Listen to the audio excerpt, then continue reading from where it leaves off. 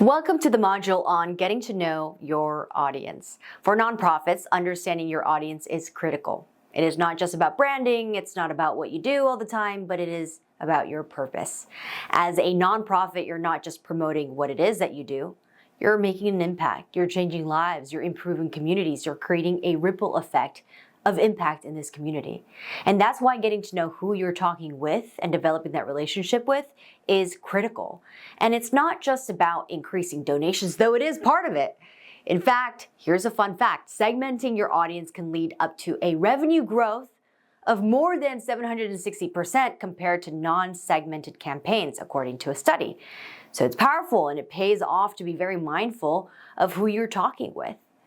Next, we're going to move into your target audience and how you can really start developing that relationship and message. So let's start by getting crystal clear on that target audience. Who is it that you serve? For some people and for some organizations, this might be very obvious, but it might not be always obvious for others. For example, if you have corporate partners or large donors, let's break that down even further. Segmentation, organization. Questions like, who do you serve? Are they animals? Are they people? Communities? Who exactly are you talking with? Are they people who work at large companies? Community members? What about them? Family or friends? Creating a donor persona can help you clarify this and really connect with your audience.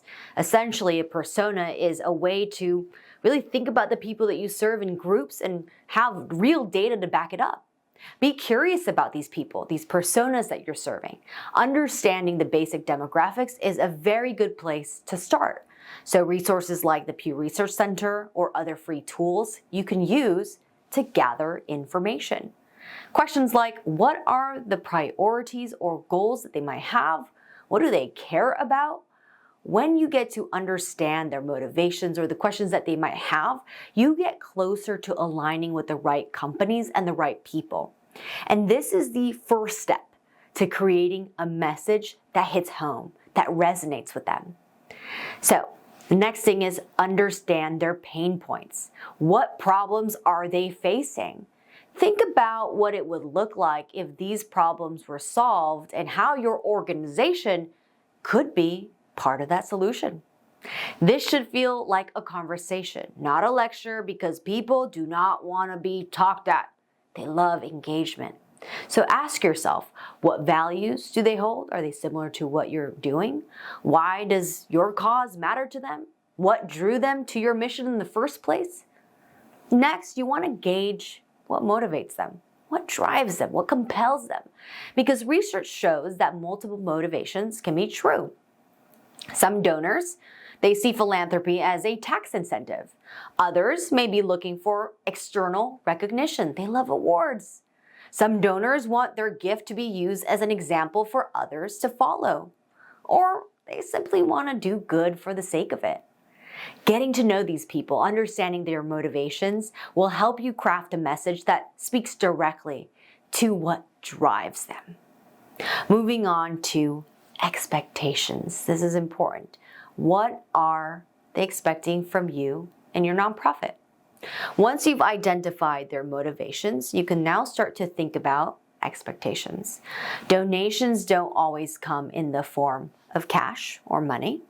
Some donors may want to leave a legacy donation, like providing gifts, like cars, homes, other resources, stocks like that. Others might want to see data and reporting of how the heck does their donation actually make an impact? Or what have you done in the history of your organization that actually classifies impact? And recognition can also be a huge factor for some philanthropists. A simple thank you or a mention in a newsletter or social media post can definitely go a very, very long way. Next, we want to walk into and dive into the market that you are in, the space that you occupy. It's important to know where you stand in the nonprofit landscape because there are other nonprofits, other different types of companies that might be doing something similar. So, what other organizations are out there? And how are they communicating with similar audiences?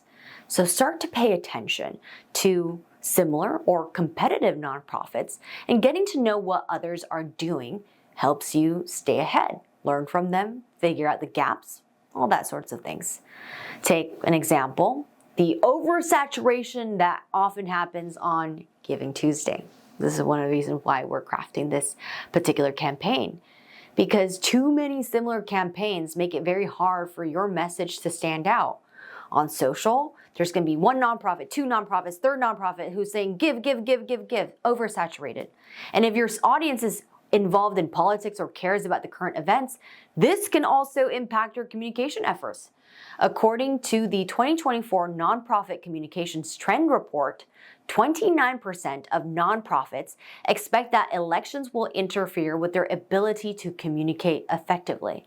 So being mindful of what's competing for your audience's attention, and think about how you can make your message stand out. And timing could be a big part of this too, not just the message itself. Now we're going to move on to an exercise that I hope you can take a step back, get a pen and paper or whatever you want to define to your target audience for your nonprofit. Now, let's put this into practice and define your target audience, right? The people that you serve.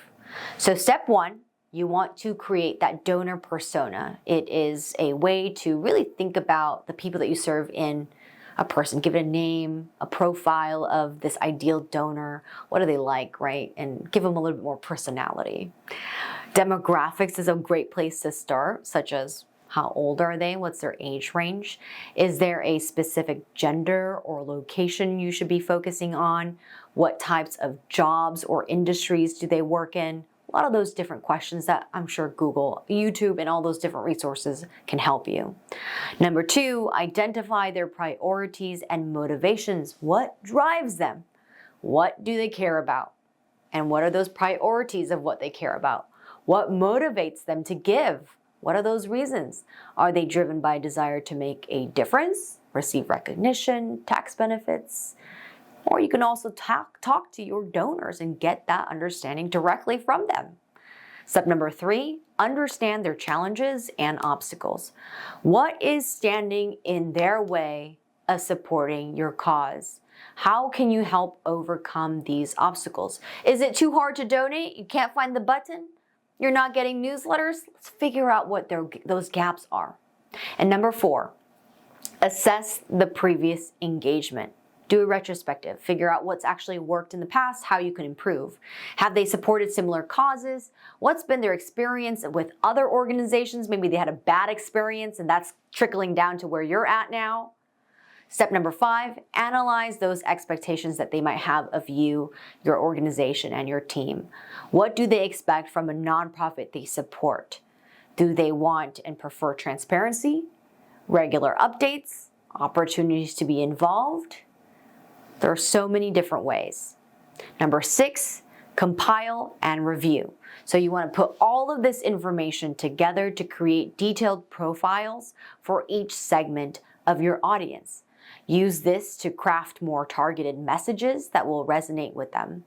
This could apply to paid advertising, organic social media, website content, whatever you want.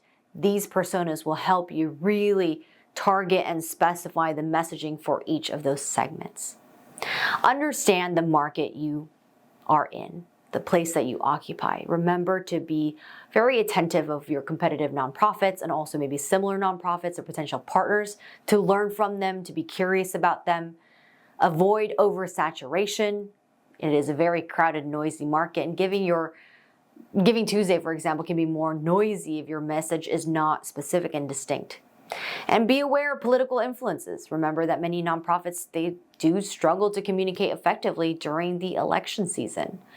And after all of this, the exercise and learning your audience and getting to know the research that you're going to be doing, I want you to take a pause and say, you know what, good work on this exercise. Because now you have a better understanding of who you're speaking with, and you're ready to move on to that next module where you're going to start to craft the actual story. This is where you will learn how to turn your mission into a story or a narrative that captures attention and generates action.